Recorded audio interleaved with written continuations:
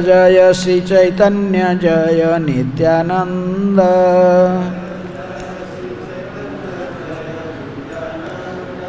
जय अद्वैत चंद्र जय गौर भक्त वृंद।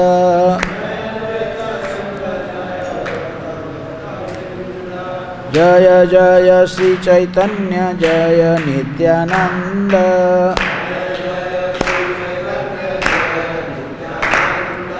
जय अद्वैत चंद्र जय गौर भक्त वृंद।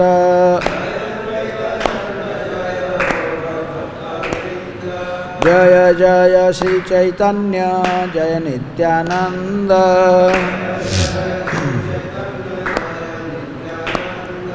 जय अद्वैत चंद्र जय गौर भक्त वृंद।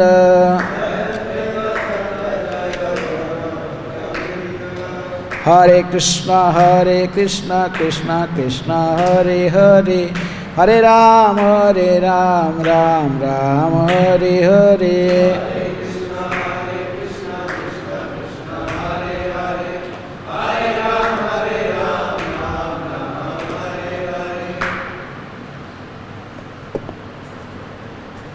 तो चैतन्य चरितामृत मध्य लीला 19वां अध्याय श्री चैतन्य महाप्रभु द्वारा रूप गोस्वामी को शिक्षा व उपदेश। तो पहले काल हम 163 नंबर श्लोक तक पढ़े थे और 64 नंबर श्लोक से प्रारंभ करेंगे। एत परम फल परम पुरुषार्थ,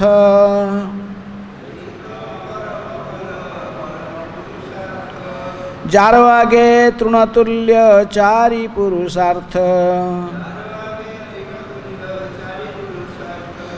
यही तो परम फल परम पुरुषार्थ, जार आगे तृणतुल्य चारि पुरुषार्थ। यही तो परम फल परम पुरुषार्थ, जार आगे तृणतुल्य चारि पुरुषार्थ।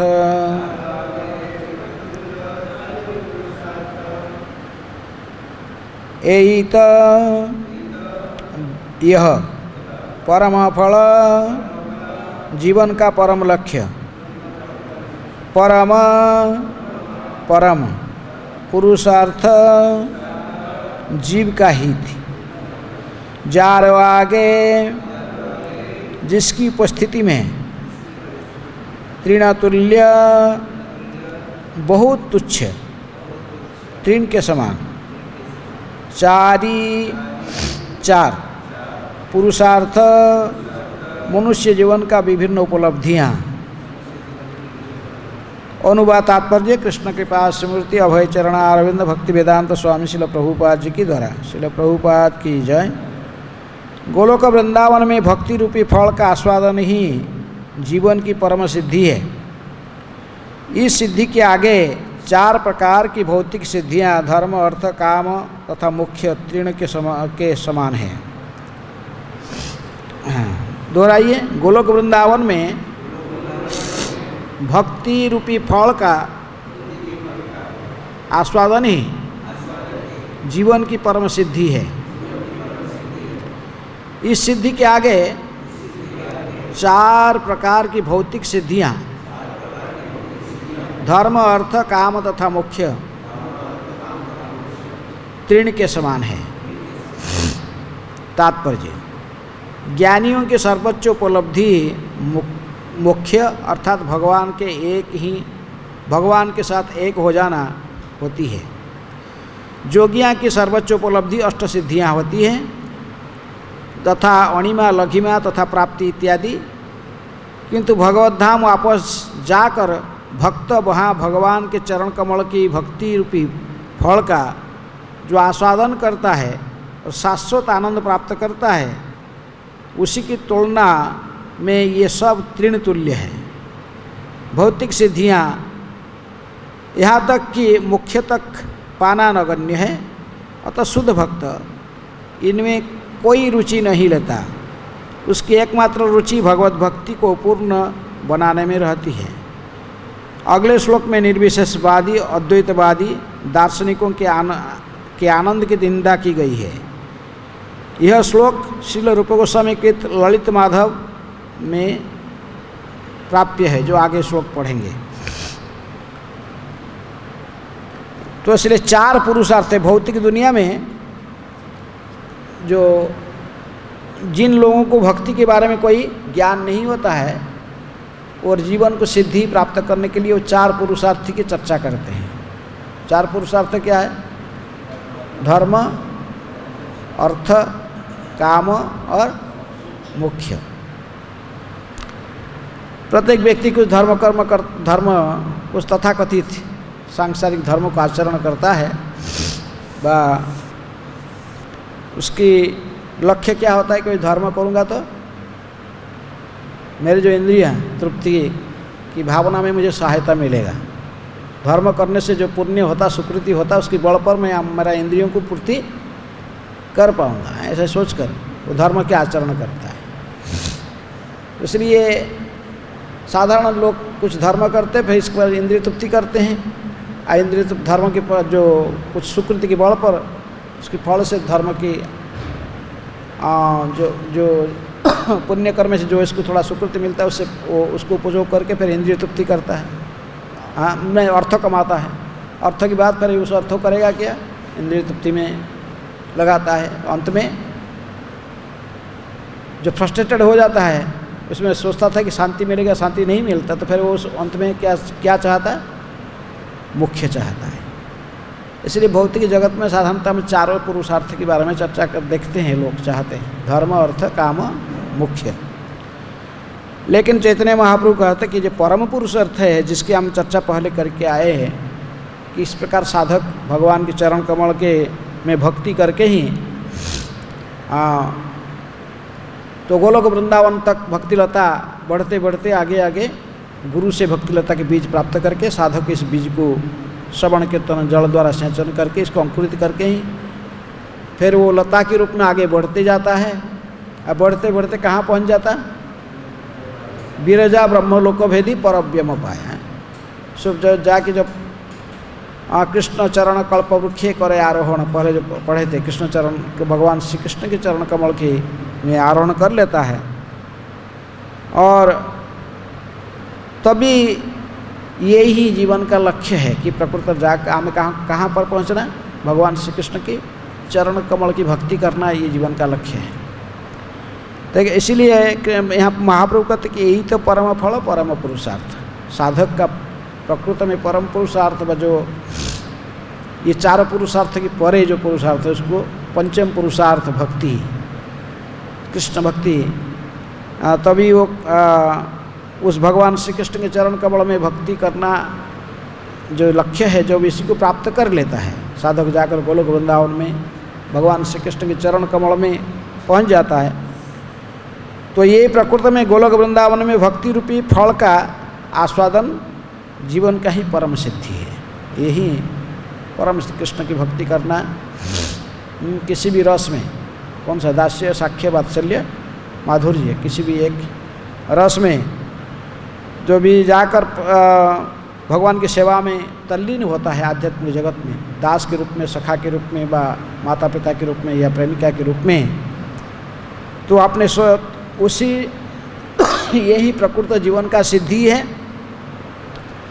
जब ये सिद्धि वो प्राप्त कर लेता तो उसको फिर ये सब तुच्छ, ये 4 प्रकार की जो तथाकथित पुरुषार्थ धर्म, अर्थ, काम, मोक्ष, इसको अत्यंत तुच्छ प्रतीत होते हैं। अभी तो हमको कुछ प्राप्त भी नहीं हुआ, हमको क्या पता लगेगा कि तुच्छ कहाँ से प्रतीत होगा? हैं? अभी हमें प्रकृति में ये सिद्धि ये वहाँ तो पहुँचे नहीं, आध्यात्मिक जगत में कहाँ पहुँचे? धर्म, अर्थ, काम, मोक्ष पीछे भी सादा लोग पड़े रहते हैं साधारण दुनिया में। जब तक इनको भगवान श्री कृष्ण की भक्ति के बारे में कोई भी ज्ञान नहीं होता है, तो फिर तब तक कोई धर्म, अर्थ, काम, मोक्ष कहीं पीछे पड़ा रहता है।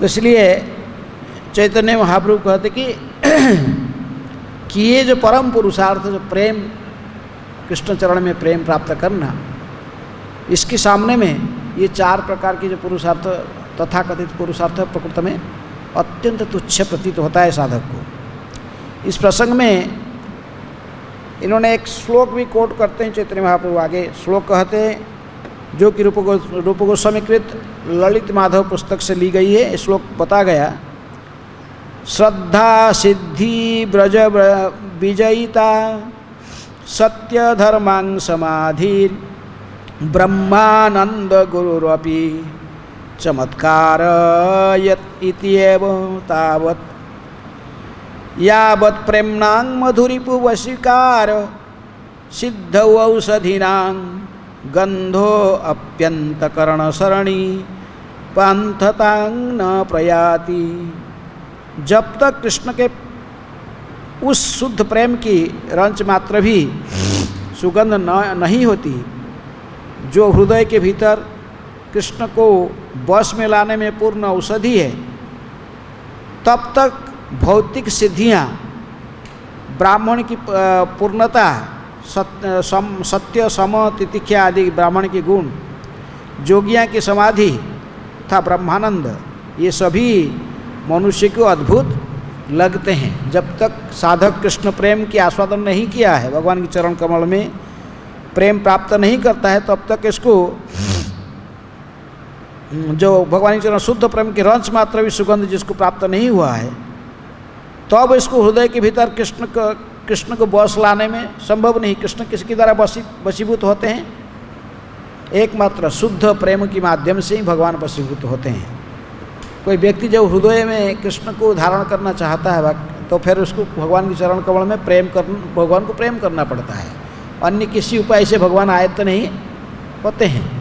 अन्य किसी भी कर्म, ज्ञान, योग, इसके माध्यम से भगवान आयत्त नहीं होते हैं। तो इसलिए जब तक कृष्ण की उस शुद्ध प्रेम को प्राप्त नहीं करता है व्यक्ति, बारंश मात्र भी सुगंध नहीं होती है, तो हृदय के भीतर भगवान श्री कृष्ण को लाना व धारण करना व उनके चिंतन में सदा तल्लीन होना, ये संभव नहीं हो पाता है। तब तक भौतिक सिद्धियाँ, तभी साधक क्या सोचता है, तब भौतिक सिद्धियाँ के पीछे ब्राह्मण की पूर्णता के गुण को हासिल करना, जैसे सम सत्य तितिख्या आदि, योगियों की समाधि तथा ब्रह्मानंद, ये सभी मनुष्य को बड़ा अद्भुत लगते हैं। ये अच्छा सोचता है साधक। लेकिन इसके परे क्या है? भगवान श्री कृष्ण के चरण में प्रेम प्राप्त करना, ये प्रकृति में मनुष्य जीवन का सिद्धि। तात्पर्य में प्रभुपाद जी लिख रहे हैं कि सिद्धि ब्रज ब्राह्मण योग्यता, योग समाधि तथा ब्रह्म में एकाकार होने जैसी विविध भौतिक सिद्धियां होती है, ये सारी भौतिक सिद्धियां संसारी व्यक्ति के लिए अत्यंत मोहक है। किंतु इनकी चमक तभी तक रहती है जब तक कोई भक्ति की शरण में ग्रहण नहीं करता है। भक्ति तो समस्त ब्रह्मांड के नियंता पूर्ण पुरुषोत्तम भगवान को ही वशीभूत करने वाला है। गोलोक वृंदावन के निवासी 5 दिव्य रस शांत दास्य, सख्य वात्सल्य तथा माधुर्य का अभ्यास करते हैं। ये सभी भगवान को इस तरह प्रसन्न कर लेते हैं कि जैसे कि भक्तों के वशीभूत भगवान भक्तों की वशीभूत हो जाते हैं। उदाहरणार्थ माता यशोदा की भक्ति इतनी उन्नत थी कि कृष्ण ने उनकी छड़ी के बस में रहना स्वीकार कर लिया था। दूसरे शब्दों में ये 5 रस इतनी महान तथा भव्य है कि उनसे पूर्ण पुरुषोत्तम भगवान वशीभूत हो जाते हैं। किंतु भौतिक जगत में तथाकथित सिद्धियाँ अपना तेज तभी तक दिखलाती है जब तक मनुष्य भक्ति में रुचि नहीं दिखलाता। दूसरे शब्दों में भक्ति इतनी महान तथा प्रभावशाली होती है कि यह परम नियंता कृष्ण को भी वशीभूत कर लेती है। कर्मियाँ, ज्ञानियाँ तथा जोगियाँ की सिद्धियाँ तभी तक आकर्षक प्रतीत होते हैं जब तक कोई भक्ति की प्रारंभ नहीं करता है। अर्थात भगवान की शुद्ध भक्ति की महिमा को समझाते हुए यहाँ चैतन्य महाप्रभु इस श्लोक को कोट किए हैं, जो कि ललित माधव से है, कि जब तक कृष्ण कोई शुद्ध प्रेम की रंच मात्र भी भगवान के चरण में शुद्ध प्रेम कैसे होता है? जब हमारा मन में भौतिक इच्छाएं समाप्त होती है। अन्याभिलाषित शून्यम ज्ञान कर्मादि अनावृतम अनुकूल्यन कृष्ण अनुशीलनम भक्ति उत्तमा। उत्तम भक्ति को जब हम आज स्वीकार करते हैं, जो मन में सभी प्रकार की भौतिक इच्छा हमारा दूर हो जाता है, हम जब साधक मन में केवल भगवान श्री कृष्ण को प्रसन्न करने की इच्छा जब होती है, तभी फिर वो अन्य अन्य अभिलाषा कर्म ज्ञान आदि से जो अभ्यास में मुक्त होकर अनुकूल भाव से, जैसे प्रभुपाद जी कहते 5 प्रकार की रस है ब्रज भक्ति में, 5 प्रकार की रस, ये शांत दास्य, साख्य वात्सल्य माधुर्य। किसी भी रस का आस्वादन करते हुए साधक जब इस प्रकार भक्ति की अभ्यास करता है तभी उसकी जीवन सार्थक हो जाता है। लेकिन इसी उदाहरण देते हुए भगवान ने विशेष में माँ ने, जैसे प्रभुपाद जी तात्पर्य में विशेष माँ जसोदा की भक्ति को तुलना करते हैं कि माँ जसोदा की भक्ति कितनी महान थी, यहाँ तक कि भगवान श्री कृष्ण स्वयं उनकी छड़ी के आयत में रहने के लिए स्वीकार करते थे, क्योंकि मन में किसी प्रकार की भौतिक इच्छा नहीं थी। इनकी जो शुद्ध प्रेम कृष्ण के प्रति, ये शुद्ध प्रेम को उन्होंने प्राप्त कर लिया था। इसलिए शुद्ध प्रेम को प्राप्त करना ही प्रकृति में जीवन का लक्ष्य होता है, कृष्ण के प्रति है। भगवान इस शुद्ध प्रेम की वश में केवल होते हैं, और किसी प्रकार के अन्य उपाय से इनको वशीभूत नहीं की जा सकती है। तो इसलिए गोलोक वृंदावन के निवासी 5 दिव्य रस में प्रभुपाद जी कहते हैं कि शांत दास्य, सख्य वात्सल्य माधुर्य में कि भगवान की भक्ति करते हैं। अब भगवान को प्रसन्न करने का यही एकमात्र विधि है, एकमात्र उपाय है, उनको शुद्ध प्रेम में आयत्त करना। लेकिन भगवान शुद्ध प्रेम इतनी आसान शिक्षा को प्रदान नहीं करते हैं, लेकिन जो ये शुद्ध प्रेम को प्राप्त कर लिया वो भक्त अति दुर्लभ है। तो जैसे यहाँ पर कहते हैं माँ जसोदा की शुद्ध प्रेम, अपने कृष्ण के प्रति, कन्हैया के प्रति उनकी जो शुद्ध प्रेम था, दामोदर लीला में हम देखते हैं छड़ी का जस्य विभेति स्वयं भय, जो स्वयं भय जिसको भी भयभीत रहता है, जो कृष्ण अशेष कोटि ब्रह्मांड के नायक है, जिनकी आज्ञा में विष्णु सृष्टि ने ब्रह्मा सृष्टि, विष्णु पालन और शिव संहार करते हैं, तो जिसकी आदेश में माया रचना, ये सारे संसार की रचना करती है, जिसकी आदेश जिनकी इच्छा से ही प्रत्येक जीवात्माओं की जन्म मृत्यु की चक्र चलता है, ऐसे कृष्ण भी कृष्ण को भी वशीभूत करने वाला है क्या? उनकी चरण कमल में शुद्ध प्रेम, उनको शुद्ध भक्ति करना। एक जैसे कहते हैं कि ये जसोदा की भक्ति इतनी उन्नत थी कि वे कृष्ण ने उनकी छड़ी के बस होना स्वीकार कर लिया है। तो सिद्धि क्या और बात क्या कहा जाए, उस समय साधक को सिद्धि क्या चिंतन करे, जिसको भगवान के चरण में शुद्ध प्रेम उत्पन्न हो गया है, तो उसको ये सब सिद्धि आदि अष्ट सिद्धि नवनिधि, ये जैसे कहते हैं साधक, जैसे कोई जोगी प्राप्त करना चाहता है, बा ब्रह्मलोक का नहीं ब्रह्मज्योति में तदाकार होना, ये सब अत्यंत तुच्छ प्रतीत होता है। इस स्तर पर सिद्ध साधक ये सब बारे में जिसको शुद्ध प्रेम प्राप्त हो गया, तो फिर ये तुच्छ चीज को कभी सोचता नहीं है। शुद्ध प्रेम के द्वारा भगवान का जितनी भी ऐश्वर्य वो सब पराभूत हो जाते हैं भगवान के भक्त के सामने। तो एक बार कृष्ण भगवान श्री कृष्ण को माँ जसोदा ने छड़ी देखा देते, कान पकड़ के उनको डांट रही थी, कुछ माखन चोरी करते थे, कुछ किसी कारण से। तो उन्होंने जोर जोर से भगवान ने चिल्लाने, दाऊ जी को बुलाने लगे, दाऊ जी आ जाओ, मुझे ये बांध रही है। कौन? मैया, ये कन्या, ये जसोदा मैया, ये बांध रही मुझे। तो बलराम आ गए। बलराम जी आकर कहे कि ए, इसको नहीं बांधना है, इसको बांधना नहीं। मैं क्यों नहीं बांधना? ना मैं बोल रहा हूँ ना, तुम कौन है लाट? हैं तुम्हारा बोलता नहीं बांधना, बोला पर जानता नहीं मैं कौन हूँ, हैं? मैं ही, मेरा ही विस्तार के अनंत शेष के रूप में एक फणे में अशेष कोटि ब्रह्मांड को मैं धारण करके रखा हूँ। जानता नहीं, तुम बोलता कौन है? मैं चाहूँगा तो कुछ भी कर सकता हूँ, एक सेकंड में प्रलय भी कर सकता हूँ, बहुत कुछ अपना ऐश्वर्य बताए। कौन है? बोले और ये कौन है? तुम तो ये अनंत शेष तुम्हारा विस्तार है और तुम एक फणे में अशेष कोटि ब्रह्मांड को धारण करके रखा है। सिर हिला देगा तो सब ब्रह्मांड गिर जाएगा, तो सब प्रलय हो जाएगा सब, हैं? और ये कौन है खड़ा? जिसको बोलता है ये मेरा भी स्वामी है, अशेष कोटि ब्रह्मांड की नायक है। जिनकी अंश में कौन होता है? नारायण जिनके अंश है, हैं? ये सब बहुत कुछ भगवान के बारे में बताए, कृष्ण के बारे में। जसोदा कहे कि अच्छा तुम लोग को और कहीं जन्म लेने की जगह नहीं था, मेरे ही घर में आके जन्म लेना था। तो जो आपने दासी को बोले मैं छोड़ी ला तो दिखाता हूँ कौन ब्रह्मा ने कौन ये अनंत शेष बनता है और कौन है? माँ जसोदा वो जो छड़ी पर उनको दासी लगी दी, और छड़ी देखकर माँ के हाथ में बलराम जो इतने डांट में बोले भाग गई, तुरंत दौड़ के भाग गया है वहाँ से। कृष्ण चिल्लाने लगे है, रोने लगे जोर से, है।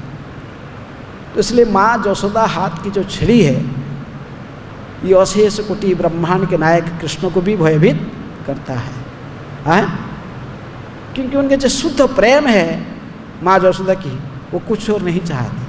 अपने बच्चे को कृष्ण को प्रेम करने के अलावा उसके पास में दूसरे कोई संबल नहीं होता है। उनका दिन रात उनकी केवल चिंतन वही है, कृष्ण को कैसे सुखी रखेगा, उनको कैसे उनकी सेवा में सदा तल्लीन रहती है। तो इसलिए प्रभुपाद जी कहते कि जब भी साधक को ऐसे प्रेम की स्थिति, प्रेम प्राप्त हो जाता है, उसके सामने अत्यंत तुच्छ क्या है? 4 प्रकार की पुरुषार्थ, धर्म अर्थ काम मोक्ष, कोई स्थान ही नहीं है। तो इस स्थिति में तो फिर साधक को अन्य प्रकार की कुछ प्राप्त करने की इच्छा नहीं होती है। किंतु भौतिक जगत में जो तथाकथित जो सिद्धि आदि जो प्राप्त करते हैं, ब्रह्म ज्योति आदि, तो ये तब देखला अब साधक को चमक माने आश्चर्यचकित कराता है जब तक इसको भगवान के चरण कमल में प्रेम प्राप्त नहीं हो जाता है। तो इसलिए प्रेम ऐसा ही चीज़ है जो भगवान श्री कृष्ण को भी वश में कर सकती है। तो इसलिए कर्मी, ज्ञानी तथा जोगी की सिद्धियाँ तो अभी तक आकर्षक होता है जब तक कोई शुद्ध भक्ति व शुद्ध प्रेम को प्राप्त नहीं किया है। इसलिए ये 4 पुरुषार्थ, धर्म अर्थ काम मुख्य से भी श्रेष्ठ है क्या? भगवान के चरण में शुद्ध भक्ति करना, जिस शुद्ध भक्ति माध्यम से हमको प्रेम, भगवान के चरण में प्रेम उत्पन्न होता है। हमारे अंतःकरण से सभी प्रकार के भौतिक इच्छा समाप्त होकर भगवान के चरण में प्रेम प्राप्त करना जो लक्ष्य है, इसको जो प्राप्त कर लेता है, ये ही मानव जीवन का असली सफलता है। इसी रहस्य को चैतन्य महाप्रभु ने हमें बताए। अन्य आचार्यगण हमको केवल बताए थे क्या? धर्म अर्थ काम मुख्य, जीवन का लक्ष्य भगवान के बाद सायुज्य मुक्ति को यदि हम नहीं स्वीकार करते तो अन्य प्रकार की जो मुक्तियाँ उसको प्राप्त करके सारूप्य, सामीप्य, सालोक, साष्टी आदि मुक्ति को प्राप्त करके वैकुंठ भगवत धाम में निवास करना, यही जीवन का सिद्धि है। लेकिन चैतन्य महाप्रभु आके विशेष रूप में पंचम पुरुषार्थ की चर्चा करके हमको बताए कि जीवन का लक्ष्य प्रकृति में भगवान के चरण कमल में प्रेम प्राप्त करना, प्रेम अपवार्थ महान है। ये प्रकृति में जो भगवान के चरण में प्रेम प्राप्त कर लेना, ये मुख्य से भी आगे परे है। साधक को तभी और कोई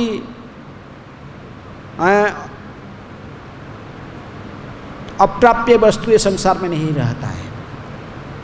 तो इसलिए कैसे हम शुद्ध प्रेम को प्राप्त करेंगे? आगे कह रहे, शुद्ध भक्ति हईते है प्रेमा उत्पन्न, अतएव शुद्ध भक्ति रे कहिए लक्षण। दोहराइए, शुद्ध भक्ति हईते है प्रेमा उत्पन्न, अतएव शुद्ध भक्ति रे कहिए लक्षण। तो शुद्ध भक्ति प्राप्त होने पर मनुष्य में भगवत प्रेम उत्पन्न होता है अतएव मैं शुद्ध भक्ति के कुछ लक्षण का वर्णन करता हूँ। तात्पर्य में प्रभुपाद जी कहते हैं भगवद गीता के 18वें अध्याय के 55 नंबर श्लोक में कहा गया है, भक्त्या मांग अभिजनान्ति जावन चास्मि तत्वतः। भक्ति की आपनाए बिना मनुष्य पूर्ण पुरुषोत्तम भगवान को उनके यथार्थ रूप में नहीं समझ सकता है। भगवान को प्राप्त करने के लिए एकमात्र उपाय क्या है? भगवान के चरण में शुद्ध भक्ति करना। अन्य उपाय से पहले से भी इसमें चर्चा हो गया कि कर्म ज्ञान योग आदि ये विधि के द्वारा हम भगवान को आयत्त नहीं कर सकते। भगवान को यदि प्रकृति में कोई प्राप्त करना चाहता है तो उसको शुद्ध भक्ति करना आवश्यक है। जो शुद्ध भक्ति अत्यंत दुर्लभ वस्तु है, तो शुद्ध भक्ति की शुद्ध भक्ति को प्राप्त होने पर ही मनुष्य भगवत प्रेम उत्पन्न कर पाता है। जैसे अभी प्रेम पंचम पुरुषार्थ हम समझे, लेकिन ये प्रेम हमें कैसे प्राप्त होगा ना, जब हम भगवान के चरण में शुद्ध भक्ति करेंगे। शुद्ध भक्ति का ही इसलिए चैतन्य महाप्रभु को स्वामी कहते कि मैं फिर आगे तुमको शुद्ध भक्ति का लक्षण समझा रहा हूँ, जो कि भक्ति रसामृत सिंधु के प्रारंभ में ही बता गया। शुद्ध भक्ति के लक्षण क्या है, शुद्ध भक्ति के लक्षण भक्ति रसामृत सिंधु प्रारंभ से रूप गोस्वामी इसलिए लिखते हैं। तो शुद्ध भक्ति का लक्षण क्या है, कैसे पता लगेगा कि ये व्यक्ति के पास में शुद्ध भक्ति, ये व्यक्ति शुद्ध भक्ति को प्राप्त कर लिया है, उसके लक्षण कैसा, उसको बताने के लिए कह रहे रूप कौन बोल रहे? भगवत चैतन्य महाप्रभु कहते कि मैं अभी तुमको शुद्ध भक्ति का लक्षण बताने जा रहा हूँ। किसको? रूप गोस्वामी को बताने जा रहे हैं। तभी तुरंत उस शुद्ध भक्ति के लक्षण को डिटेल बताने के पहले प्रकृति में शुद्ध भक्त की परिभाषा को पहले चैतन्य महाप्रभु बताते हैं। अन्याभिलाषिता शून्यं ज्ञान कर्मादि अनावृतम आनुकूल्येन कृष्णानुशीलनं भक्तिरुत्तमा। जब प्रथम श्रेणी की भक्ति विकसित होती है तो मनुष्य को समस्त भौतिक इच्छाओं, अद्वैत दर्शन से प्राप्त ज्ञान तथा सकाम कर्म से रहित हो जाना चाहिए। भक्त को कृष्ण की इच्छानुसार अनुकूल भाव से उनकी निरंतर सेवा करनी चाहिए। दोहराइए, जब प्रथम श्रेणी की भक्ति विकसित होती है तब मनुष्य को समस्त भौतिक इच्छाओं, अद्वैत दर्शन से प्राप्त ज्ञान तथा सकाम कर्म से रहित हो जाना चाहिए। भक्त को कृष्ण की इच्छा अनुसार अनुकूल भाव से उसकी निरंतर सेवा करनी चाहिए। ये शुद्ध भक्ति का माने सम टोटल जो एक ही श्लोक में पूरा शुद्ध भक्ति को समझाए। बाद में इसको डिटेल कहेंगे फिर लक्षण है इसकी। तो प्रभुपाद जी कहते कि यह श्लोक श्रील रूप गोस्वामी कृत भक्ति रसामृत सिंधु के प्रथम अध्याय की प्रथम तरंग की प्रथम अध्याय की 11 नंबर श्लोक में भी पाया जाता है। भगवद गीता के 9वें अध्याय के 34वें तथा 18 अध्याय की 65 नंबर श्लोक में से हम जानते हैं कि पूर्ण पुरुषोत्तम भगवान की इच्छा है कि हम सदैव उनका चिंतन करें। ये 18वें अध्याय के 9 नंबर की 9वें अध्याय की 34 नंबर श्लोक क्या किसको याद है? मन मना भव मद भक्त, जिस ये श्लोक प्रसिद्ध श्लोक जिसको भगवान ने 2 बार गीता में दोहराते हैं कि मन मना भव मद भक्त मध्याजी मांग नमस्कुरु। दूसरे लाइन में थोड़ा सा फर्क है। दूसरा लाइन में आत्मा नमत परायण कहते हैं 34 नंबर श्लोक में और वहाँ पर कहते कि 18 अध्याय की 65 नंबर श्लोक में क्या कहते कि मन मना भव मद भक्त मध्याजी मांग नमस्कुरु माँ में वैशेषी युक्त आत्मा नमत परायण। ये 9-34 वहाँ पर कहते कि प्रति जाने प्रियवशी में है। तो मनमना भव मद्भक्त मद्याजीमं नमस्कुरु मामे आए क्या बोल रहे जोर से।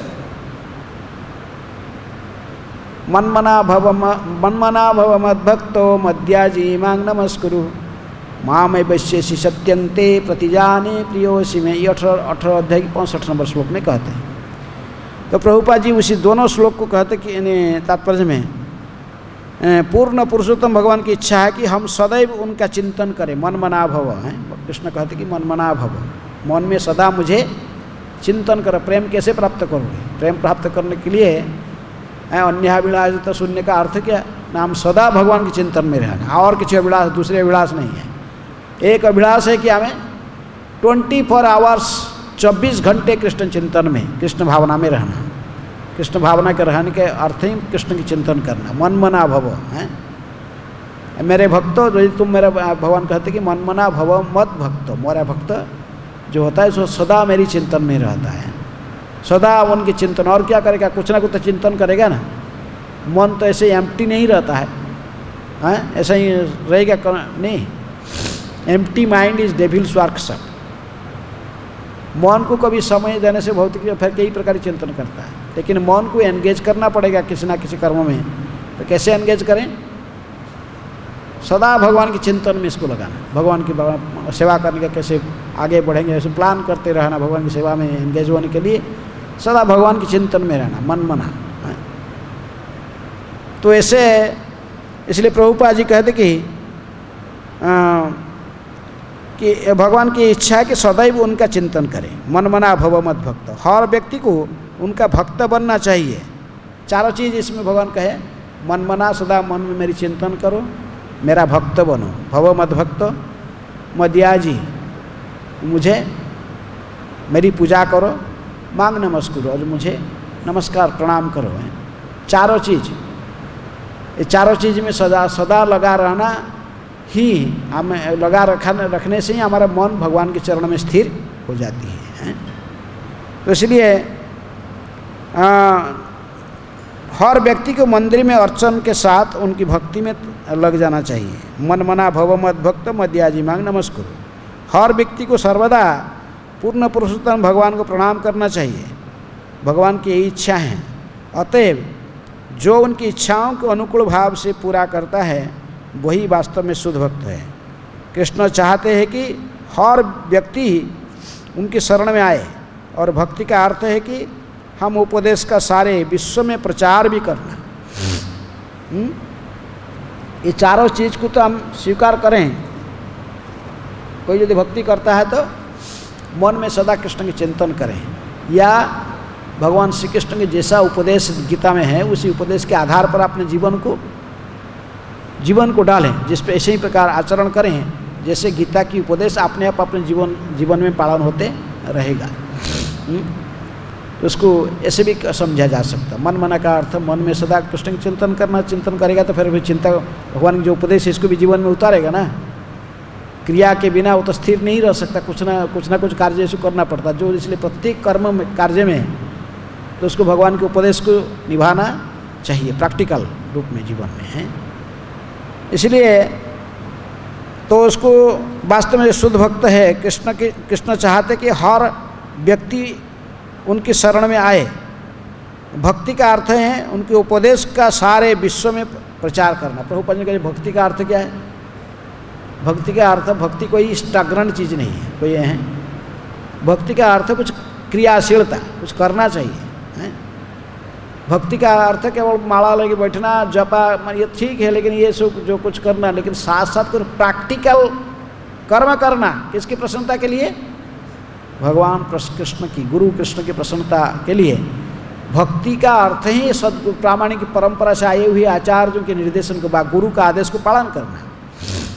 गुरु आदेश को यदि पालन नहीं कर रहा और कोई तो मैं भक्ति कर रहा हूँ, तो कैसे भक्ति कर रहा है?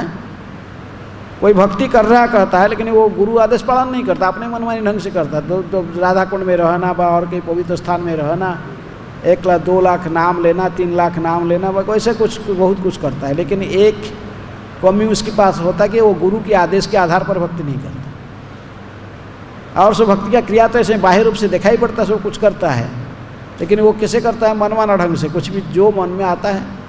हमारा एक भक्त है इधर पे, वो अभी सूरत गया था कुछ दिन पहले, तो सूरत में रहता, पहले वृंदावन में रहता था भक्त है। कई लोग उसको पूर्ण भक्त जो है जानते हैं, करभाजन प्रभु हैं, वो सूरत का है, वहीं का है। तो भक्त बहुत दिन भर वो आलसी नहीं है, दिन भर वो काम में लगे रहते, कुछ ना कुछ सेवा करते रहते। लेकिन इनको यदि कहे इधर मंदिर सफाई करो, वो कहेंगे नहीं नहीं मैं कीर्तन करूँगा, हैं? तो इनको यदि वो कीर्तन करने के लिए बोलोगे, वो बोलेगा मैं मंदिर सफाई करता हूँ। वो काम करेगा लेकिन अथॉरिटी के आदेश पर नहीं, दिन रात खटते रहे। इसलिए जो बुद्धिमान है, जो वो करना चाहता है वो बोलता, वो उसको नहीं बोलेगा, और दूसरा ठीक ऑब्जर्वर नहीं, वो जो करना चाहता फिर वो तो ऐसे ही कुछ भक्त होते हैं, मनमाना ढंग से काम करना है। काम बहुत करते हैं लेकिन अपने मन से जैसा आएगा, किसी को सुनेंगे नहीं, तो इसको भक्ति नहीं कहते। तो प्रभुपाद जी का समझाते कि ये भक्ति करने का अर्थ भगवान के चरण कमल में मन को तो लगाएंगे, लेकिन अपने मनमाना से नहीं। कैसे लगाएंगे? गुरु के निर्देशन के आधार पर। आचार्य जी हमको जिस प्रकार जिस रीति में भगवान के चरण में मन को कैसे लगाना, मन को लगाकर लगाएंगे, लेकिन भगवान के चरण में मन को लगाने के लिए विधि हमें किससे सीखना चाहिए? गुरु से सीखें। कैसे हम भगवान के चरण में मन को लगा सकेंगे? अपने मनमाने से कोई विधि को पालन करने से नहीं होता। कई उपाय है मन लगाने के लिए, लेकिन जो गुरु कहता है कि तुम ऐसे ही मन को लगाने के लिए ये कर्म करो, ये सेवा करो, इस सेवा के माध्यम से तुम्हारे मन लग जाए। इसलिए प्रभुपाद जी यहाँ तात्पर्य में लिखते हैं कि कृष्ण भावना के प्रचार करना यही भक्ति है। हाँ, ये इनकी इच्छा है। किनकी इच्छा? प्रभुपाद जी की इच्छा। प्रचार ही सार, इसलिए कह दिए कि प्रचार ही सार, पिचिंग इज द एसेंस। उसमें कहते कि अतः जो उनकी इच्छा के अनुकूल भाव पूरा करता है वही वास्तव में शुद्ध भक्त है। कृष्ण चाहते कि हर व्यक्ति उनके शरण में आए, और व्यक्ति का अर्थ ने भक्ति का अर्थ है कि इस उपदेश का सारा विश्व में प्रचार करना। भगवद गीता के 18वें अध्याय के 69 नंबर श्लोक में भगवान स्पष्ट करते कि न च तस्मान् मनुष्येषु कश्चिन् में प्रियकृत्तम। जो सेवक लाभ के लिए भगवद गीता के उपदेश का प्रचार करता है वह भगवान श्री कृष्ण को सबसे अधिक प्रिय है। भगवान ने भगवद गीता का प्रवचन इसलिए किया जिससे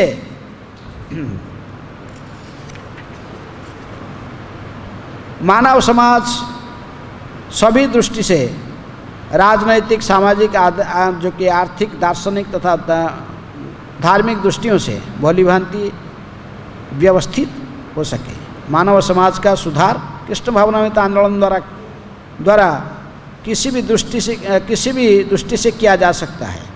अतः जो भी व्यक्ति ब्रह्मांड के समस्त बद्ध जीवों के लाभ हेतु कृष्ण भावनामृत का दर्शन का प्रसार करता है, वह प्रचार प्रसार करता है, वह पूर्ण रूपेण शुद्ध भक्त है।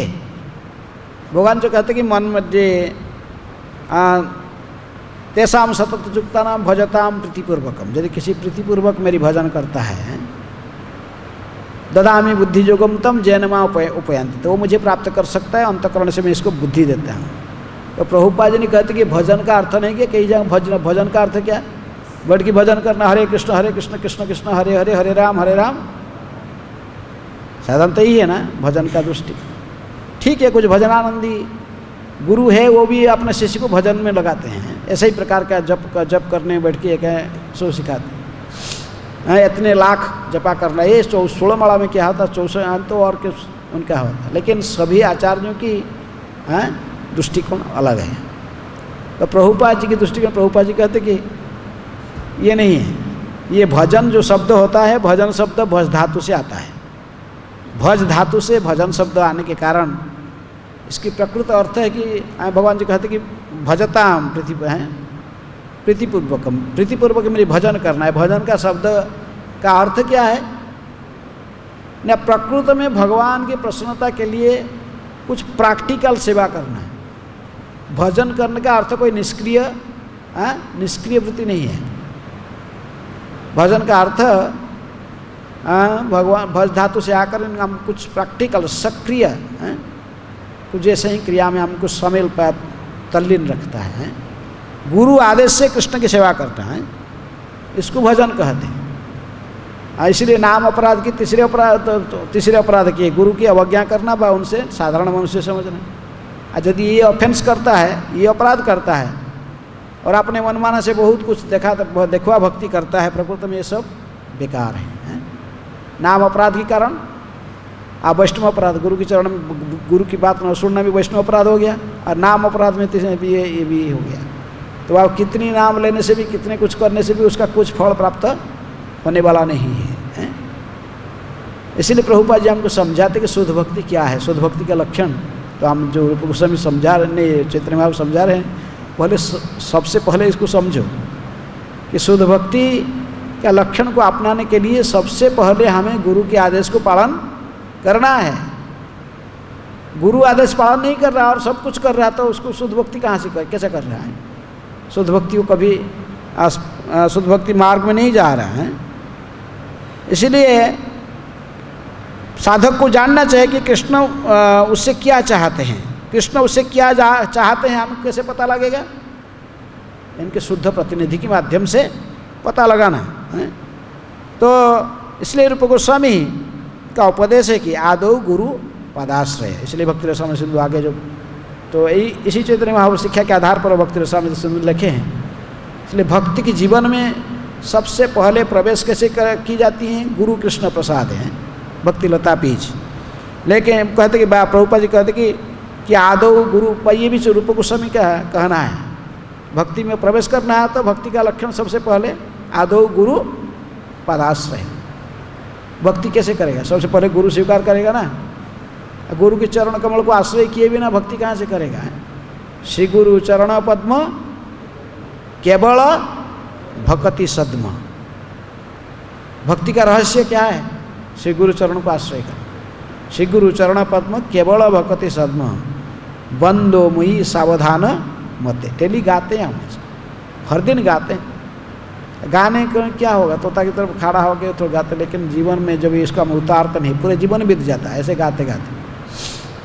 प्रैक्टिकल जीवन में हमारा ये जब तक उतार नहीं पाएंगे तो कहाँ से भक्ति में प्रवेश होगा? तो उसे कृष्ण के आध्यात्मिक गुरु के शरण में लेनी चाहिए। एवं परंपरा प्राप्त ही मंगराजर्ष विद। गुरु शिष्य परंपरा के अंतर्गत प्रामाणिक गुरु को स्वीकार किए बिना मनुष्य भक्ति का असली प्रयोजन को नहीं जान सकता है। अतः मनुष्य को प्रामाणिक गुरु के शरण में स्वीकार करनी होगी और उनके निर्देशन में ही चलना होगा। शुद्ध भक्त का पहला कार्य यह है कि अपने गुरु को तुष्ट करें, जिसका एकमात्र कार्य कृष्ण भावनामृत को प्रचार करना, कृष्ण बा प्रसार करना है।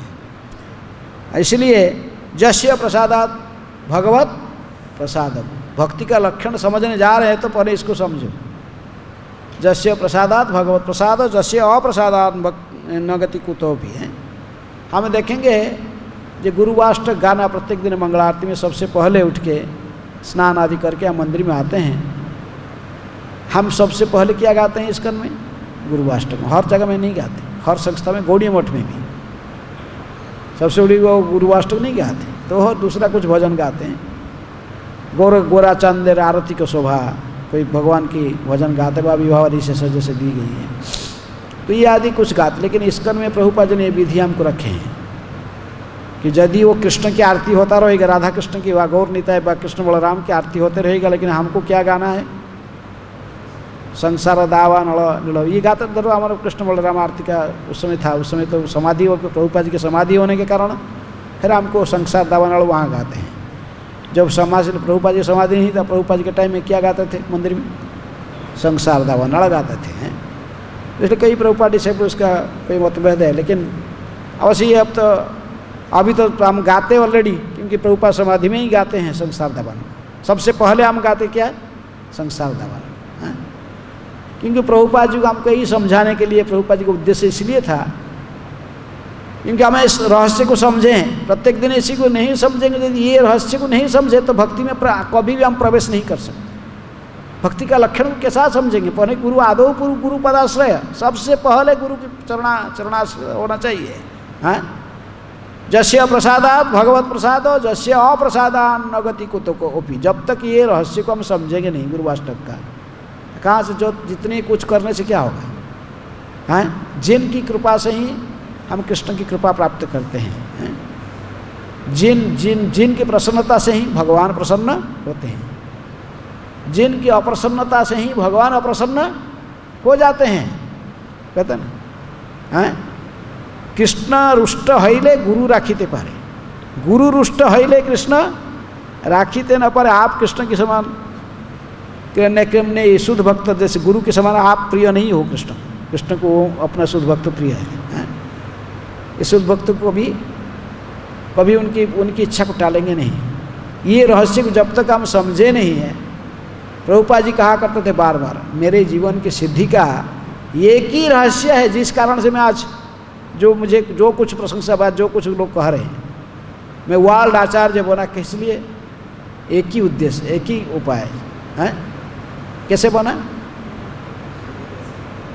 मैं ये समझ गया कि मेरी जीवन का सफलता तभी हासिल होगा जब भी मैं मेरा गुरु को प्रसन्न करूँगा। उनकी इच्छा जो है पाश्चात्य जगत में अंग्रेजी भाषा में गीता भागवत के संदेश को प्रचार करना। Abhay you are young educated boy, if you have money then print books and distribute, ये जो इच्छा है।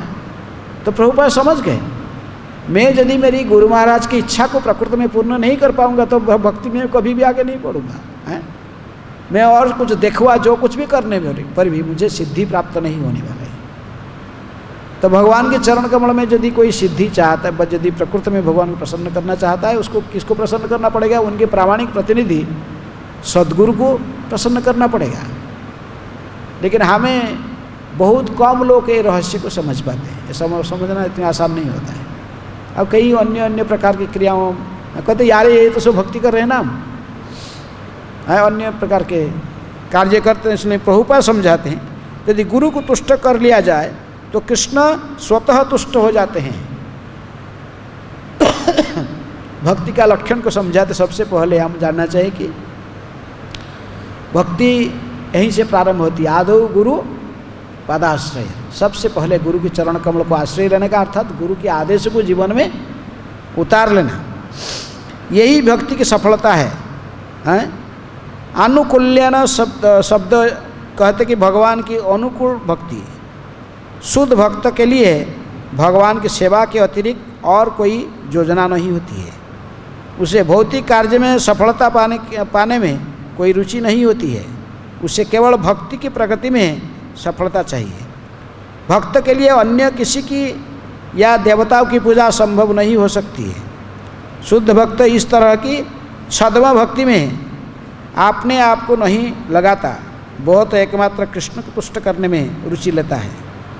यदि कोई कृष्ण की तुष्टि के लिए जीवित रहता है तो इससे कोई अंतर नहीं पड़ता है कि वह किस आश्रम में स्थित है। शुद्ध भक्ति के ये सब का ऊपर भी निर्भर नहीं करता कौन ब्रह्मचारी, कौन गृहस्थ, कौन वर्णाश्रम, न कौन वानप्रस्थ, कौन सन्यासी। शुद्ध भक्ति गुरु के निर्देशन में की जाती है और उसके लिए कोई वर्णाश्रम में रहेगी जो शुद्ध भक्ति करने के लिए इसको कोई सन्यासी बनना पड़ेगा बा कोई अन्य आश्रम में रहना पड़ेगा, इसका भी कुछ है नहीं। तो प्रभुपाद जी कोई भी जो प्रारंभ किए भक्ति को भी सन्यासी थे नहीं, उन्हें गाँव गृहस्थ थे।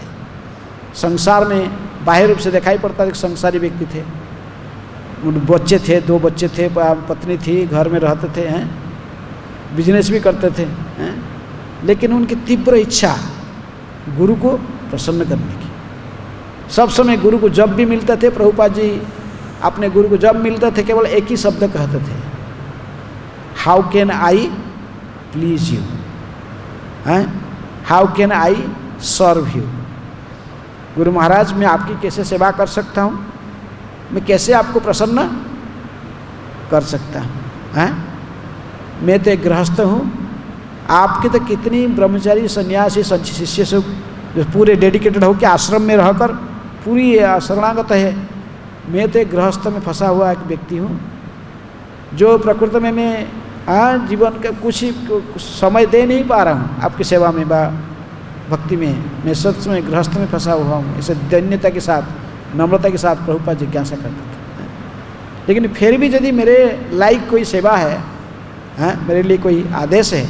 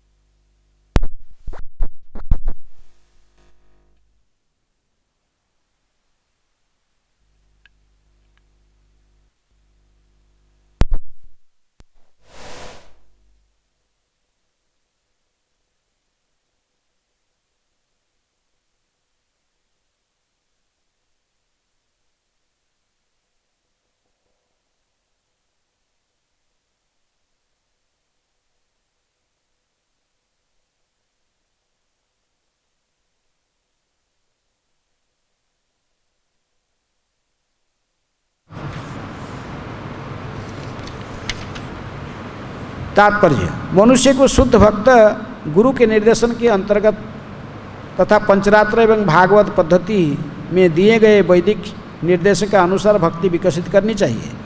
पंचरात्र पद्धति में अर्चा विग्रह की पूजा की विधियाँ आती है और भागवत पद्धति में श्रीमद् भागवत का प्रवचन तथा रुचि रखने वाले लोगों के साथ दर्शन की चर्चा तथा कृष्ण भावनामृत के दर्शन का प्रसार करना सम्मिलित है। विचार विमर्श द्वारा पंचरात्र तथा भागवत पद्धति में रुचि तथा ज्ञान उत्पन्न किया जा सकता है। प्रकृति में इसलिए दोनों को हमको प्रभुपाद जी ने दिया है। इस कर्म में विग्रह की अर्चना, मंदिर को स्थापन करके उनके अर्चा विग्रहों की पूजा अर्चना कैसे, नारद पंचरात्र विधि। दोनों का जो ये नारद पंचरात्र विधि में अर्चन और भागवत मार्ग, ये भागवत मार्ग भी नारद मुनि ने दिए हैं। इन्होंने सबसे पहले भागवत व्यासदेव को समझा है, क्योंकि व्यासदेव जब पूरे सारे वैदिक शास्त्र की रचना करके भी सारे वेद, चारों वेद, वेदांग, पुराण, दर्शन आदि पुराण उपनिषद 1100 के लगभग उपनिषद, 18 पुराण, ये सब लिख के तब भी उनको शांति प्राप्त नहीं हो रहा था। तभी व्यासदेव जी की गुरु जी जो नारद मुनि स्वयं पधारे, इनके सम्यप्रास आश्रम में, जो कि कहाँ पर है, बद्रिका, सरस्वती नदी किनारे बद्रिका आश्रम है। तो उसी जो सम्यप्रास आश्रम में पहुँचकर नारद मुनि ने उनके पूछे हैं, क्यों इतने तुम मैंने अन्य मनस्क दिखाई पड़ते हो, तुमको इतने सारे ग्रंथ लिखा, सभी वेद पुराण, चारों वेद पुराण उपनिषद सब कुछ लिख कर तुमको अशांत क्यों दिखाई पड़ते हो, हैं? तो गुरु जानते हैं सब। तो अभी उनको फिर अंत में वो समझाया है कि जब तक भगवान विष्णु की गुणगान नहीं किया है, हैं, तो उनके शुद्ध भक्तों की गुणगान नहीं किया है, तब तक तुझे शांति मिलने वाला नहीं है। इसलिए तुझे इस प्रकार फिर एक ग्रंथ लिखना पड़ेगा अंतिम कृति के रूप में, श्रीमद् भागवत पुराण, जिसमें भगवान विष्णु की गुणगान की गई है, जिसमें भगवान श्री कृष्ण की लीलाओं को, इनके 24 अवतारों की सारी लीलाओं की वर्णन की गई है। किसमें? भागवत में। और महान शुद्ध भक्त ध्रुव, प्रहलाद आदि चरित्र जिस पुराण में वर्णन की गई है, भगवान तथा उनके शुद्ध भक्तों की गुणगान की गई है भागवत में, है? जब तक तुम इसको गुण नहीं करो तुमको शांति कहाँ से मिलेगा, इसको नारद मुनि ने समझाए थे। इसलिए भागवत की पढ़ना, भागवत के प्रत्येक दिन भागवत की चर्चा करना, भागवत के प्रचार प्रसार करना, ये भी नारद मुनि ने सिखाया। वो स्वयं प्रचारक हैं, वो सब समय घूमते रहते। क्या किस लिए घूमते हैं? ये भागवत की प्रचार करने के लिए हैं। और उन्होंने ही हमको मंदिर फिर निर्माण करके उसमें अर्चा विग्रहों की स्थापना करना, पूजा अर्चना को स्थापना करना, ये भी वही दिए हैं। कौन दिया? नारद मुनि ने ही दिए हैं। नारद पंचरात्र हैं, क्योंकि ये भक्ति की आचार्य है। भागवत में 24 अवतारों में से एक अवतार इनको भी माना गया। किनको? नारद मुनि एक अवतार है। नारद मुनि भी एक शक्ति मैंने भगवान की द्वारा शक्ति संपन्न एक अधिकृत व्यक्ति है। भक्ति की प्रचार प्रसार करना, नारद मुनि के बिना भक्ति की शुभारंभ नहीं होती है। चाहे पंचरात्र विधि में करो या भागवत मार्ग में करो, दोनों ही वही आचार्य हैं। इसीलिए प्रभुपाद जी कहते कि हमें भक्ति की जो एक शुद्ध भक्ति का जो अर्थ ही हमें ये पंचरात्र मार्ग तथा भागवत विधि व भागवत के माध्यम से प्रचार के मार्ग को दोनों को अपनाना चाहिए। और इसकन में प्रभुपाद जी ने प्रैक्टिकल हम देखते कि हमको दो ही मार्ग दिया, दोनों दिया है, और कहे कि दोनों ही आचरण करो। तो सुबह हम उठकर इसलिए मंगला आरती में आदि में मंदिर में आने पड़ते। पहले मंदिर में आते हैं, जब भगवान के विग्रहों की अर्चना होता है, इसकन की रीति ऐसा ही इसकन में दी गई है, जो पंच महासाधन पालन होते रहता है। पंच महासाधन क्या, इसको आगे रूप गोस्वामी फिर कहेंगे, जो कि भक्त स्वामी सिंधु में वर्णन की गई है। ब्रजवास, ब्रज में वास करना, विग्रहों की अर्चना करना, और भागवत की नियमित श्रवण करना, भक्तों के साथ में रहकर भक्तों के साथ में निवास कर, तादेर चरणों से भी भक्त सनिवास है, भक्तों के साथ में रहना, और हरिनाम संकीर्तन, ये दोनों मिश्रण है, पंचरात्र विधि और भागवत विधि, दोनों का मिश्रण में ही बना गया। दोनों इसमें से कुछ भागवत विधि में, कुछ है प्रचार करना भागवत का श्रवण कीर्तन करना, ये भागवत विधि है। और विग्रह की अर्चना करना, ये पंचरात्र विधि है। प्रभुपाद जी ने हमको दोनों दिए हैं स्कंद में। सुबह उठ के हमें क्या करते, अर्चना होता है। पुजारी तो अर्चना करता है, अपने आरती लेकर ऑल्टर में खड़ा वो अर्चना करता है, लेकिन हम जो कीर्तन करते हैं, सामने भगवान की गुणगान करते हैं, उनकी स्तुति करते हैं, विवाहवरी शश आदि का गाते हैं, तो ये भी अर्चन के अंग है। भगवान के सामने गायन करना, भगवान के गुणगान करना, ये सामवेद है, साम गायन है। भगवान के गुणगान करना ये भी अर्चन के अंग है। तो इसलिए हम अर्चना पे ये गुणगान भी करते हैं, साथ साथ आरती भी होता है, दोनों हम एक साथ पालन करते हैं। धामवास का अर्च विग्रह ने जो ब्रजवास का अर्थ क्या है, मथुरावास। मथुरावास के अर्थ जहाँ पर भगवान ने जन्म लिया उसी को मथुरा कहते हैं। पंचरात्र विधि मैंने उसी को मथुरा कहते हैं जहाँ भगवान ने जन्म लिया है। तो भगवान ने यहाँ पर जन्म लिए कि नहीं, जन्म हुए इधर इस मंदिर में। अर्चा विग्रह जिस दिन प्रतिष्ठित हुए हैं उस दिन उनका आविर्भाव तिथि मनाते हैं हम। तो इसलिए यहाँ पर अर्चा विग्रह के रूप में भगवान अवतीर्ण हुए हैं। ये भगवान के साक्षात अवतीर्ण से कोई भिन्न नहीं है। यहाँ पर प्रभुपाद जी ने प्रामाणिक आचार्य इनको बुलाए, विग्रह के रूप में बुलाए, तो प्रभुपाद जी ने बोले कृष्ण बलराम गौरमिता, कृष्ण बलराम ने राधे श्याम सुंदर को मैंने ललिता विषय उन्होंने नित्य धाम से लाकर इनको यहाँ पर मैं बुलाया, तो इधर आए और यहाँ पर विग्रह रूप में वो निवास कर रहे हैं साक्षात। ये मन कल्पना की कोई ये सब विधि है, ये साक्षात भगवान निवास कर रहे हैं, क्योंकि शुद्ध भक्त इनको आमंत्रण करके यहाँ रखा। इसलिए प्रभुपाद जी जब थे तो डेटी किचन में जाकर मैंने विषय कभी कभी राजभोग के समय आते थे, काउंट करते थे आइटम कितना है, कितने आइटम कुकिंग किया। प्रभुपाद जी स्वयं कभी कभी टेस्ट करते, ठीक है कि नहीं, टेस्ट कैसे भगवान के खाने के लायक के नहीं है। तो प्रभुपाद जी काउंट करते देखते, बोलते कि नंद महाराज के लाले हैं, वो तो डेली 56 भोग खाने वाले हैं, जगन्नाथ के रूप में वो सब 56 भोग खाते। वो तो मैं इनको बोला के लाया, तुम लोग क्या खिलाते हो, वो आए इधर, तो इनको कम से कम 56 भोग नहीं होता, उसका आधा कितना 28 आइटम से कम नहीं होना चाहिए कृष्ण के लिए। तो प्रभुपाद जी का पंचरात्र विधि में भगवान को अर्चना करना, 28 आइटम कम से कम इनकी 28 आइटम बनाना चाहिए। प्रभुपाद को आँख से अश्रु आ जाता था जब देखते थे कि ठीक से पूरा आइटम नहीं बना कृष्ण के लिए।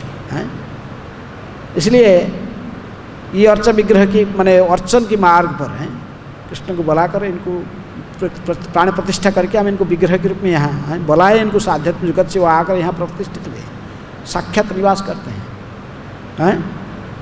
इसलिए विग्रह की अर्चना हुआ। मथुरावास का अर्थ भगवान ने जन्म लिया तो ये मथुरा है, ये जो मंदिर का परिवेश इसी को ही मथुरा कहते हैं। मथुरा यहाँ भगवान जन्म लिए अर्थात अर्चा विग्रह के प्रतिष्ठित है, इसलिए मथुरावास हम कर रहे हैं। जो मंदिर के परिवेश में निवास करते हैं, ये किस में निवास करते हैं, मंदिर में निवास करने, मंदिर के परिवेश में रहने का अर्थ है मथुरा में निवास करना। मथुरावास अर्चा विग्रह की सेवन भी हो रहा है, हरिनाम संकीर्तन यहाँ पर हो रहा है कि नहीं। आपको पूरा मौका है हरिनाम संकीर्तन में भाग लेना। 24 घंटा कीर्तन में कृष्ण बलराम मंदिर में और तो स्पेशलिटी है कि 24 घंटे कीर्तन चलता है, 24 कीर्तन में भाग लेना। हरिनाम संकीर्तन, भागवत के श्रवण, प्रभुपाद ने विधि रखा प्रत्येक दिन भागवत कक्षा, भागवत के श्रवण करना और भक्तों की सेवा, भक्तों के संग भक्तों की सेवा करने का पूरा पूरा मौका इसके में है। तो इसी के पंच महासाधन कहते हैं, रूप गोस्वामी इसको भी कहते हैं। भक्ति का अर्थ है पंच महासाधन को जीवन में उतारना है, ये साधन को, ये साधन भक्ति है। इसलिए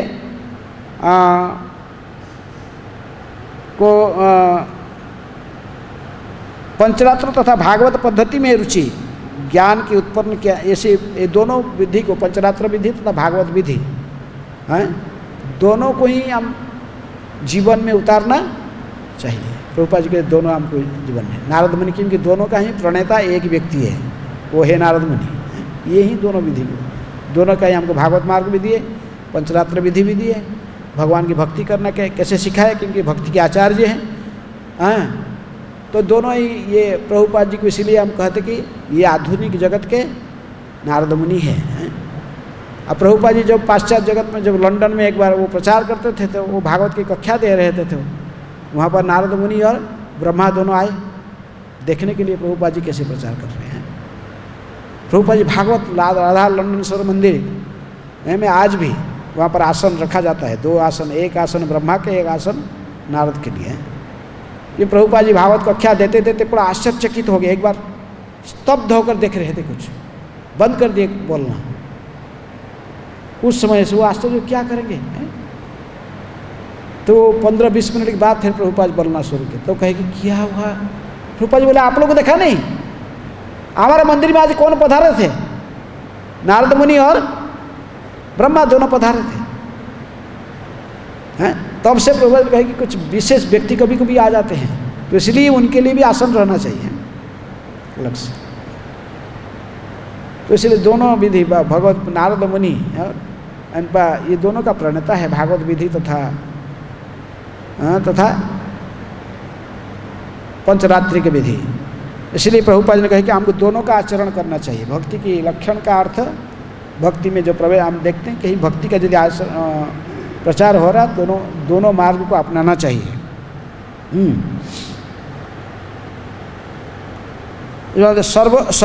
इसके बाद दूसरा डेफिनेशन बता रहे हैं भक्ति का, सर्वोपाधि विनिर्मुक्त तत्परत्वेन निर्मलम हृषिकेन हृषिकेश सेवनं भक्तिरुच्यते। भक्ति का अर्थ है समस्त इंद्रियों के स्वामी पूर्ण पुरुषोत्तम भगवान की सेवा में अपनी सारी इंद्रियों को लगाना। जब आत्मा भगवान की सेवा करता है तो उसको 2 गौण प्रभाव होते हैं। मनुष्य सारी भौतिक उपाधियों से मुक्त हो जाता है और भगवान की सेवा में लगे रहने मात्र से उसकी इंद्रियां भी शुद्ध हो जाते हैं। इसलिए शुद्ध भक्ति का एक तो उन्होंने पहले समझाया, तो अन्याभिलाषित शून्यम ज्ञान कर्मादि अनावृतम आनुकूल्यन कृष्ण अनुशीलनम भक्ति उत्तम भक्ति। इसकी साथ साथ उन्होंने नारद पंचरात्र में ये जो डेफिनेशन है, ये कहाँ से आया? नारद पंचरात्र में, जिसको भक्ति रसामृत सिंधु के प्रथम तरंग में प्रथम अध्याय के 12 नंबर श्लोक है भक्ति की परिभाषा। और एक परिभाषा जिसको नारद मुनि देते हैं कि कहते कि समस्त प्रकार की भौतिक उपाधियों से मुक्त होना है। जीवात्मा प्रकृति में किसी भौतिक उपाधि के साथ संपर्कित नहीं है। वो केवल उसका केवल संपर्क किसके साथ? कृष्ण के साथ है। कृष्ण के नित्य सेवक है, जीवेर स्वरूप है कृष्णेर नित्य दास है।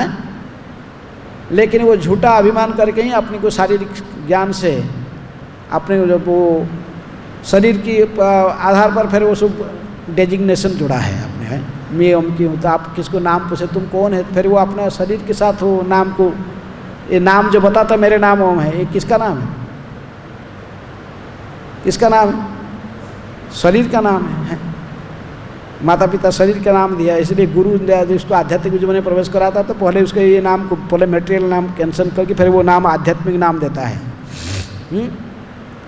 तो शरीर, तो इसलिए उपाधि से मुक्त होना, पहले शरीर के साथ जुड़ा हुआ जो उपाधि हमारा सब जितने सो शरीर के साथ है। ये प्रकृति में कहा, सुबह भी क्लास यही था कि प्रकृति में शरीर के कारण हमें शरीर के साथ अटैचमेंट होने के कारण हमें सोचते हैं कि मेरे नाम क्या है, नाम के आधार पर बस फिर डेजिग्नेशन जुड़ा हुआ है। मैं जो सोचता कि व्यक्ति में पुरुष हूँ, मैं स्त्री हूँ, ये भी शरीर के साथ जुड़ा हुआ है। हाँ, इसीलिए भागवत में इसको समझाने के लिए भी नारद मुनि पुरंजन की उपाख्यान चौथा स्कंद में फिर बताया है कि पुरंजन जीवात्मा है, कभी वो है पुरुष का शरीर में आता है तो फिर वो आसक्त हो जाता, स्त्री आसक्त हो जाता, तो फिर जो शरीर त्यागने के समय स्त्री की चिंतन करके शरीर त्यागता था, अगला शरीर उसके फिर क्या मिलता है? स्त्री का मिल जाता है। पुरंजनी बन जाता, तो इसलिए वो ना प्रकृति में पुरुष है ना स्त्री है। ये तो केवल कभी कभी वो पुरुष का शरीर में, कभी स्त्री के, तो इसलिए जीवात्मा की ये असली स्वरूप नहीं है। जीवेर स्वरूप है कृष्ण नित्य दास, समझाए नारद भागवत में भी समझाए। तो इसलिए ये उपाधि से मुक्त होना, सभी प्रकार का, स्त्री पुरुष ये सब। इसके बाद ब्राह्मण क्षत्रिय वैश्य शूद्र, ये जो 4 हैं। चैतन्य महाप्रभु इसलिए कहे कि मैं वर्ण में, ये वर्णाश्रम के आधार पर मैं ये 4 वर्ण 4 हैं आश्रम, इसकी साथ मेरे परिचय नहीं है, ना मैं क्षत्रिय हूँ, ना वैश्य हूँ, ना शूद्र हूँ, ना ब्राह्मण हूँ, ना मैं ब्रह्मचारी क्या गृहस्थ वानप्रस्थी सन्यासी हूँ, ना मैं राजा हूँ, ना भिखारी हूँ। तो सब प्रकार ये सब को कैंसिल किए, ऐसे नहीं। मैं तो गोपी भरतु पद कमल दास दासानु दासानु दास, गोपियों को भरण पोषण करने वाले वो कृष्ण का ही दासों के दासों के दासों के दासों के दासों के दास। इसलिए भक्ति आचरण करने के साथ कोई बाधा नहीं होना चाहिए, किसी बाधा नहीं है। भगवान ने कहते कि स्त्रियो वैश्य तथा शूद्र स्तेपि जानती परांगति में मांग ही पार्थ व्यपासित्य स्तेपिसु पाप जनय। तो अत्यंत नीचे गिरे हुए व्यक्ति, पाप जोनि को प्राप्त करने वाले स्त्री वैश्य शूद्र कोई भी यदि कोई मेरी भक्ति के आचरण करता है तो फिर उसके जीवन सफल बन सकता है। मांग ही पार्थ व्यपासित, मेरी चरण कमल को आश्रय करके ये सब उद्धार हो जाते हैं, ये सभी को शुद्ध भक्ति प्राप्त हो जाती है। इसलिए यहाँ पर चैतन्य महाप्रभु समझाते हुए भक्ति का तो एक डेफिनेशन पहले दिए थे उन्होंने, अन्याभेड़ाशित शून्य ज्ञान कर्मादि अनावृतम। फिर और एक उनकी जो परिभाषा भक्ति का उन्होंने नारद मुनि से लेकर, जो कि नारद पंचरात्र में बताया गया, तो ये फिर सर्व उपाधि विनिमय, ये उपाधि से जो मुक्त होना चाहिए। शरीर के साथ जुड़ा हुआ भिन्न भिन्न उपाधि जो हमारे पास में जुड़ा हुआ मिला है वर्णाश्रम के आधार पर से है, तो हम सोचते कि हमें ऐसे ऐसे ऐसे परिचय आपको जो बताता है। कोई परिचय पूछेगा आप कौन हो, आप क्या बोलोगे? आप कौन हो कोई पूछा, आपका परिचय क्या है? तो हम शरीर का ही परिचय देते हैं। शरीर के साथ माता पिता जुड़े हुए हैं, सब कुछ शरीर के साथ जुड़ा है, तो वो जी परिचय देते हैं। ये शरीर कहाँ जन्म हुआ उसी को बोलते कि मेरा जन्म स्थान है। बोले तुम्हारा जन्म स्थान कहाँ है? तो आप बोलोगे शरीर जहाँ से जन्म लिया बच्चे के रूप में माँ की गर्भ से निकला, ये शरीर का प्रकृति में तुम्हारा आत्मा का परिचय है? नहीं, ये तुम्हारे शरीर का परिचय को आप पोषण। तो इसलिए ये सब उपाधि से मुक्त होना चाहिए। पूरा निर्मल हृदय में अपने समस्त इंद्रियों को किसके सेवा में लगाना चाहिए? इंद्रियों के स्वामी भगवान श्री कृष्ण की सेवा में लगाना, उसको भक्ति कहते हैं। तो इसलिए ये भक्ति की जो परिभाषा नारद मुनि दी, उसको भी चैतन्य महाप्रभु सुना रहे। किसको? रूप गोस्वामी को कह रहे हैं कि सद्गुण श्रुति मात्रेण मयि सर्वगुहाशये मनोगति विशीर्णा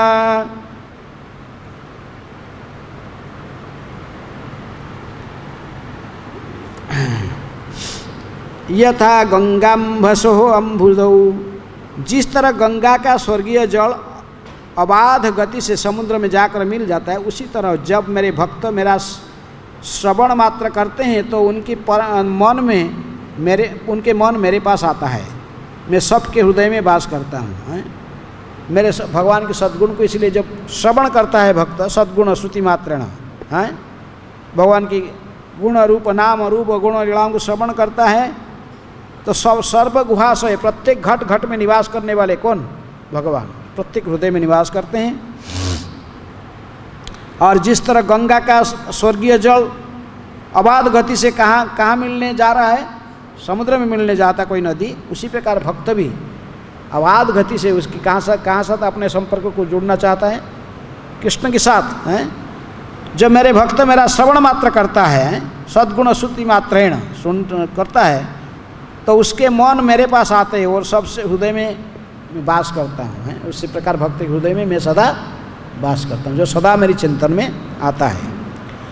तो ये श्लोक श्रीमद् भागवत से ही जो महाप्रभु ने उद्धृत करते हैं। तीसरे स्कंद की 29वें अध्याय की 11 से 14 नंबर तक ये श्लोक वर्णन की गई है। इसकी कोई तात्पर्य प्रभुपाद जी ने दिए नहीं।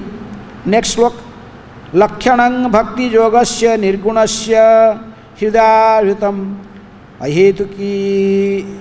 अहेतुकी अव्यवहिता या भक्ति पुरुषोत्तमी। ये पुरुषोत्तम अर्थात परम भगवान की दिव्य प्रेमा भक्ति के लक्षण है। यह अहेतु की होती है और किसी तरह रोके नहीं जा सकती। अहेतु की अप्रतिहता, जेजात्मा, जैसे भागवत में कहा गया, सवै पुंसा परोधर्म जतो भक्तिर अधोक्षजे अहेतु की अप्रतिहता जेजात्मा सुप्रसिद्धति। प्रकृति में आत्मा को प्रसन्नता तभी प्राप्त होता है जब भी उन्होंने भक्ति को अहेतु की अप्रतिहता, भक्ति करता लेकिन वो भक्ति अहेतु की होना चाहिए और अप्रतिहता होना चाहिए, उसे हेतु नहीं होना चाहिए। मैं भक्ति इसीलिए कर रहा हूँ। हाँ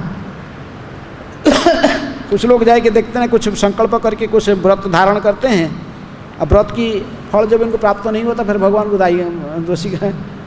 मैं आपको इतना प्रार्थना किया, रोना रोना रोना शुरू कर देते फिर जाकर हैं, मेरे ये व्याधि ठीक होने के लिए, बा मैं तो वो कुछ भविष्य कुछ प्राप्त करने के लिए, धर्म अर्थ काम मुख्य है, इनमें से किसी को प्राप्त करने की आशा लेकर हैं नहीं, भक्ति इसलिए नहीं करते। भक्ति का पहले तो कहा गया कि अन्य वेला चित्त शून्यम, फिर यहाँ पर कहते कि अप्रतिहता, अहेतु की होना चाहिए। किसी हेतु, किसी की इच्छा को पूर्ण करने के लिए भक्ति नहीं की जाती है, हैं? भक्ति तो किसके लिए की जाती है? भगवान को प्रसन्न करने के लिए, हैं? ना हमारे इंद्रियों को प्रसन्न करने के लिए की जाती नहीं। भक्ति तो हमारे इंद्रियों को भगवान की सेवा में लगाने के लिए होता है, इसको भक्ति कहते हैं। तो इसलिए पुरुषोत्तम अर्थात भगवान के दिव्य प्रेमा भक्ति के जो लक्षण है ये अहेतु की होता है तथा अप्रतिहता, इसको ही रोका नहीं जा सकता है। शुद्ध भक्ति जो करना प्रारंभ करता तो उसको रुक, किसी प्रकार के संसार की बाधा बंधन इसको रुक नहीं सकता है। शुद्ध भक्ति करने वाला को कोई सांसारिक बाधा में तथाकथित परिस्थिति इसको बाधा नहीं दे सकता है। अब भक्ति किसी लिए करता, वो किसी हेतु नहीं होता है। भक्ति जब शुभारंभ कर दिया तो भक्ति बस है भगवान के साथ जब शुद्ध संपर्क उसकी स्थापना हो जाती है तो साधक समझ जाता कि मैं प्रकृति में भगवान की दास हूँ, और अपने संबंध को भी समझ जाता कृष्ण के साथ मेरे क्या संबंध है। तब तो फिर वो संसार के साथ किसी प्रकार के संबंध नहीं रखने के लिए तैयार नहीं होता, सब संसार के बंधन उसको छूट जाती है। वो दिन रात केवल किसकी चिंतन करता है? कृष्ण की चिंतन है, कृष्ण के साथ उसके संपर्क जोड़ जाता है। इसलिए भक्ति कभी रुकता नहीं है। उसके मन में कुछ भौतिक इच्छा नहीं होने के कारण वो कभी रुकने वाला नहीं है। एक बार प्रारंभ कर दिया तो फिर अनवरत गति में, जैसे नदी समुद्र में जब तक नहीं मिला है तब तक वो बहते जाता है। आप पानी धारा को कैसे भी रोको, वो रुकता नहीं है, इधर उधर कहीं फिर भागना चाहता है आगे। इसी प्रकार साधक भक्ति में आगे बढ़ना और आगे फिर जब तक भगवान कृष्ण चरण कल्प वृक्ष को प्राप्त नहीं किया, भगवान के चरण कमल को, जो शुद्ध भक्ति के आचरण जब वो सेवा करना शुद्ध प्रारंभ नहीं किया तब तक वो रुकता नहीं है।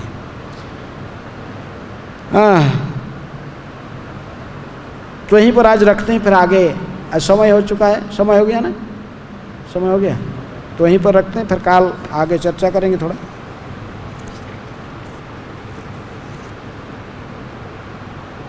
काल ये भक्ति जो का लक्षण, काल भक्ति का ये लक्षण की बारे में काल थोड़ा और चर्चा करें सिस्टमेटिकली, जिसको भक्ति रसामृत सिंधु में भी वर्णन रूप गोस्वामी करते हैं। चैतन्य महाप्रभु की शिक्षा के आधार पर उन्होंने रखे हैं। कौन सा किताब? भक्ति रसामृत सिंधु। उसमें प्रारंभ से भी भक्ति का लक्षण बताया गया है, भक्ति का है, तो उसका चर्चा काल कक्षा में भी थोड़ा करेंगे। हरे कृष्ण। श्रील प्रभुपाद की जय।